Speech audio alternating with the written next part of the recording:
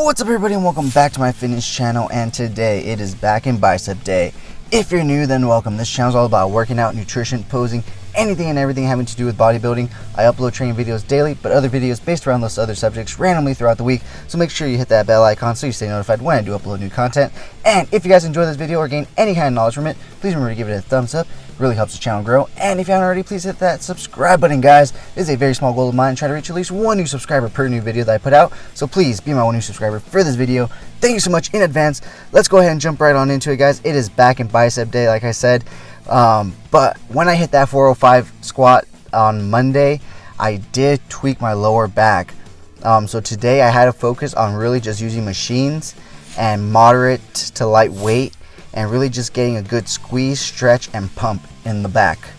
So we started off with assisted pull-ups, as always, getting that good stretch at the bottom and getting that good contraction at the top. So next up, we went ahead and went over to the high row machine. If your gym has one of these, great. If not, you can just substitute this with a high cable row with a straight bar. But essentially, it's the same thing as all rowing movements. Get a good stretch at that top, drive your elbows back, and really squeeze. You want to be picturing yourself trying to touch your shoulder blades together. It's not actually going to happen, guys, but if you picture that in your head, that's essentially the movement that you want when you're doing any kind of rowing back exercise. So next up, we went ahead and hit the Dorsi Flexor machine. Now this machine is probably not found in many gyms, but if you have an iso row machine, you can do the inside grip, or even just a single arm dumbbell row can be substituted for this. I tend not to use this machine because the weight actually doesn't go that heavy. It only goes up to 190, and I know that sounds like a lot of weight, but when you're a bodybuilder, that really isn't, especially when it comes to back day. But we did go ahead and use it today because, like I said, my lower back is a bit buggy today and this week, so I didn't want to be carrying around dumbbells and plates and putting excess pressure on it. So I went ahead and used as many back exercises that I didn't have to load with plates as possible, guys. So next up, we went ahead and went from the inside grip of the Dorsi Flexor machine to the outside grip. Once again, this can just be substituted with a regular row as well as a iso row machine, the high grip.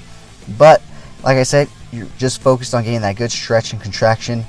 We were not going heavy at all, despite me saying that it's at 190 pounds. But afterwards, guys, we went ahead and did some seated neutral grip rows.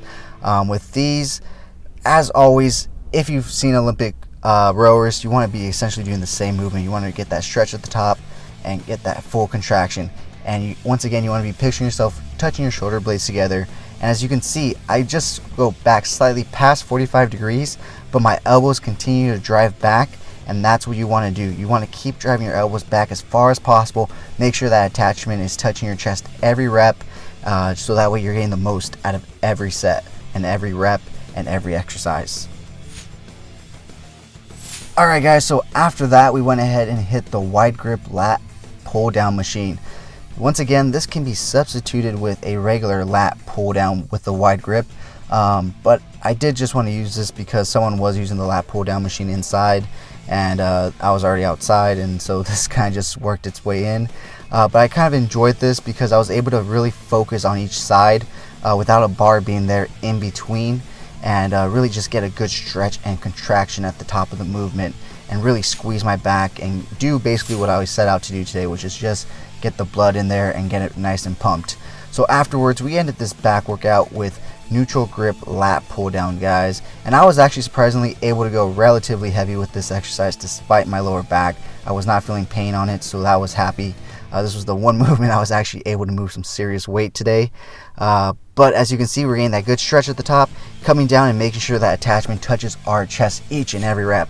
So guys, after that, we went ahead and moved on over to biceps, and we went ahead and started with easy curl bar preacher pad curls with a close grip first, and we supersetted it with wide grip.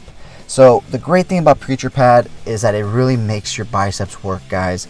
It forces you to strictly use those biceps, not to implement your chest, your shoulders, your back, because you're pressed up against that pad. And as you can see, this is a great movement, especially with the easy curl bar attachment, because it is not a straight bar. It is, angled in. And what am I always talking about, guys? Angles. So the first grip is angled in, and that works more of your interior bicep, and that ball. And here we're working the outer head and the peak of the bicep. So the different handles do different things, guys. It's all about angles if you want to get the most definition and 3D look to those muscles. Now we did standing easy curl bar curls, but this time we started with a wide grip and then we supersetted it with the close grip. Now I've said it once before, guys, and I'll say it again. Biceps are boring. You can curl standing, you can curl sitting, you can curl against a preacher pad, you can curl all different kinds of ways, but the only way to train your biceps is to curl. That's why I personally hate biceps. I hate training biceps. I hate bicep day. Just so boring in my opinion. As you can see, all you can do is curl, and even so now it's even more limited for me because of my lower back. So I didn't want to be lifting any barbells or heavy dumbbells, so I went ahead and stuck with the cables. But next up, we went ahead and did some seated dumbbell curls, guys. And as you can see, I am just simply lifting the weight. I am not swinging the weight. There's a big difference.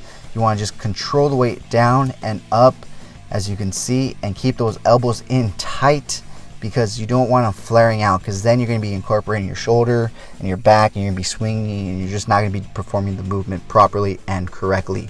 And you're just not going to be getting anything out of the movement at that point, or what you are. It's very little compared to what you should be getting if you're performing the movement properly. And to wrap up this workout, guys, we went ahead and did seated concentration curls.